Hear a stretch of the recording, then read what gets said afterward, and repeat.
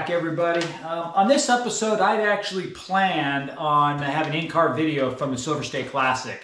And as I hit the start line, I tried to turn my one camera on. It wouldn't turn on. The other camera turned on, the one I'm videotaping this on. And I used the word GoPro and it shut off. So I had nothing. But what I do have, and I will share with you in this video, I've got lots of data, as you can see here. This is all the data because I data logged with an OBD2 reader and the computer all the data from the race. So you guys will know exactly how fast I went, how much horsepower. So sorry about the no in-car camera video. I do have a drive-by, a flyby about 155 miles an hour, but bear with me, we'll get this thing started. So let's start right off. So the max speed was 165.7071 miles per hour GPS verified. I couldn't go over 165, and I didn't, 165.7. I didn't do 166, so I'm dodging the rules that way. In sixth gear, at 165 miles an hour, I'm doing 5,090 RPMs in sixth gear. With that, I'm using between 230 and 245 horsepower. It varies, I think, if you're getting the throttle a little bit, if you back off, so it's hard to exactly extrapolate that data, but somewhere in that range, at about 240 to 260 feet-pounds of torque. My max coolant temp was 199.4 degrees at 164.29 miles per hour at 6,263 RPMs in fifth gear.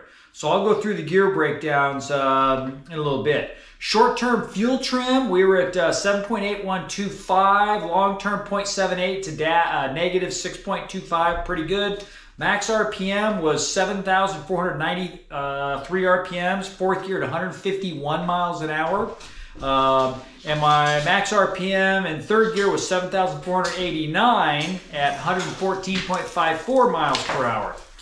My timing actually went from 0.5 to 52.5 advanced.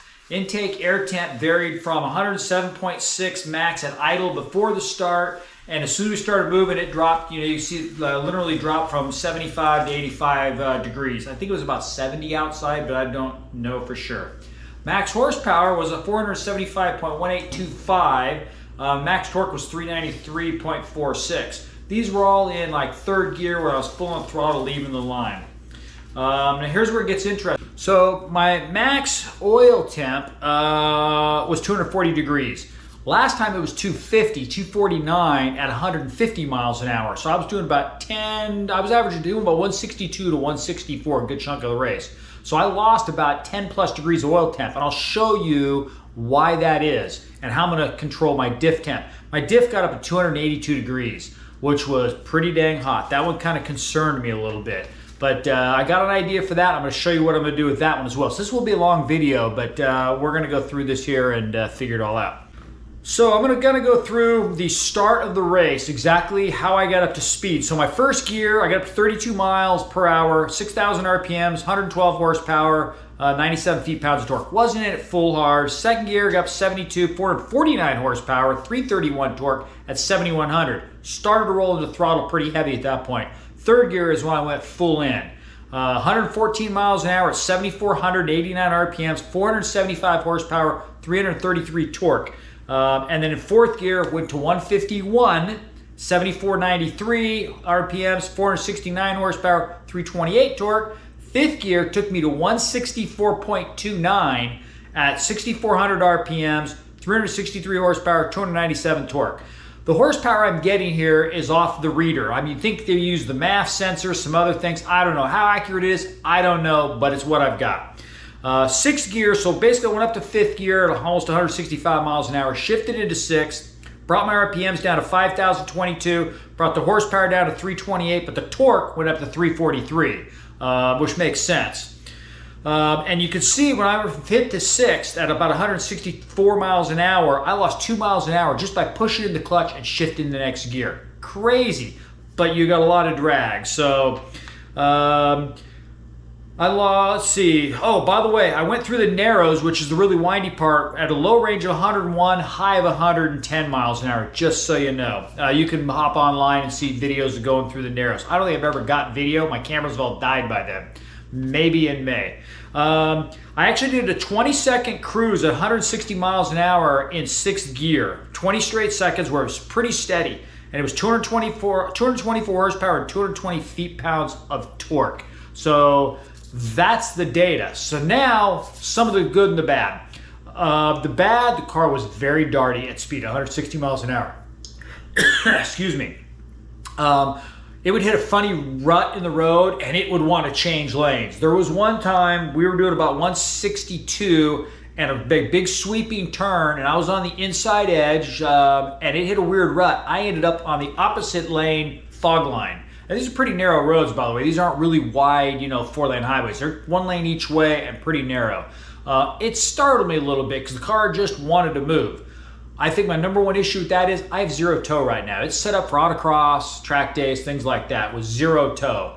Well, for those type of speeds, I think we want to tow it in to kind of deaden the steering. I think it'll give it a much more high-speed stability. So I'm thinking a 16th, maybe even 8th to tow. So I'm going to redo the alignment, put some marks on my tie rods so that I can go back and forth. I think that'll be the best of all worlds. And I'll bet you a 16th a tow, I'll bet you the car is much more stable at speed. I did realize, though, going around some of these big sweepers, the steering is still pretty heavy. It's not like the car is really getting light to where it's like, ooh, that doesn't feel like we're on the ground anymore. No issues with that. The rear diff boots, I know that was a question that's been brought up. So the new boots did hold up, but on the inner boot where it goes around the big part against the differential, that part, the boot's a little bit too large for that, and the clamps did not clamp down tight enough, even though it seemed tight enough, and oil seeped out of there. So I still ended up with not a huge mess, but a decent mess back there. So I'm kind of going to wrap it with some of these self-amalgamating tape after I re-clamp it and make it tighter. Hopefully the next time will be good, but the boots held up, so that's a good thing. Let me show you what I did. So now for the engine heat. So I've got a belly pan that goes back just from the front of the car all the way back to the front of the oil pan. It's full, basically aluminum sheet like this. So it blocks some air to the oil pan. So what I did is I put a NACA duct into the bottom of the plate, as you can see. This is right in front of, hope you guys can see this. This is right in front of the oil pan. So you could actually see where there was a round mark of dirt, because when I drove it home, it was raining, around basically where the dirt had been spraying the oil pan. So this was successful in cooling my oil temps down minimum 10 degrees, but I also increased 10 miles an hour. So 15 degrees, 20 degrees, I don't know, but 240 degrees, I'm okay with that, no issues, happy with that. So I'm not gonna put an oil cooler in still, we're good with that. So what I'm going to do for the rear diff, I'm gonna belly pan back there and I'm gonna put in a bigger NACA duct. This one's gonna sit on top of the belly pan, just underneath where the drive shaft is. It actually fits in there. I'll belly pan a small area there, and then hopefully this will take some air and throw it right at the pinion, because that's the hottest part of the differential, is where that pinion spins, because it's spinning pretty darn quick. And hopefully that'll give me enough heat to maybe drop me 10, 20, 30 degrees. I did change all the fluids when I got home, other than coolant, which, the coolant never got over 200, so no problems there. But I think this should be my saving grace for the rear diff, I hope. We shall see. So I wanted to go through all this data. As I said, I apologize for no in-car camera, but that will be in May. I promise that at 265. So now my next question is, people ask me, are you going to jump to the 180 group? I'm not going to do it yet until I can make sure that the car is more stable at speed. Because right now, as I said, it's just too darty. I mean, it just wants to move around the road. It just does not stay put. A little unnerving. Tow in, maybe it'll be good, and then I can take it to 180, because power-wise, it's got plenty to go. I mean, I think it would do 180, no problem, if I could get it stable. So we're going to do another session here at the 165 max, see how it goes, and then we'll decide from there, because I will have to put a fuel cell in. That's the only thing I need to go up to the next level, is a fuel cell. Everything else I've got. Don't really want to put a fuel cell in, but if it means going to 180 and I feel like maybe I want to do that, I might do it. So we're going to see, but one step at a time. Next May, let's see if we can get some tow in, get it stable. As I said, the boots are holding up, get the differential temps cooled down, because the diff temps at 280 there, if we go to 180, the diff temp's going to be over 300 degrees.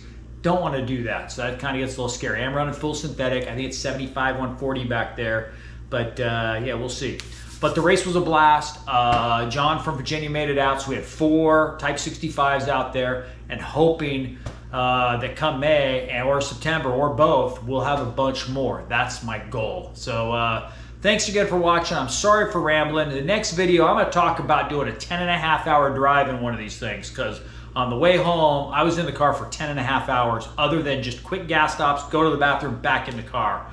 And I want to point out some of the things I think that made the drive actually pretty enjoyable. And we'll go into that just for people that want to drive long distances. Because John drove across the country with no AC, no windows. They got rained on. He's heading home now. He's in Barstow, and it's 100 degrees out, and they're dying. They're baking right now.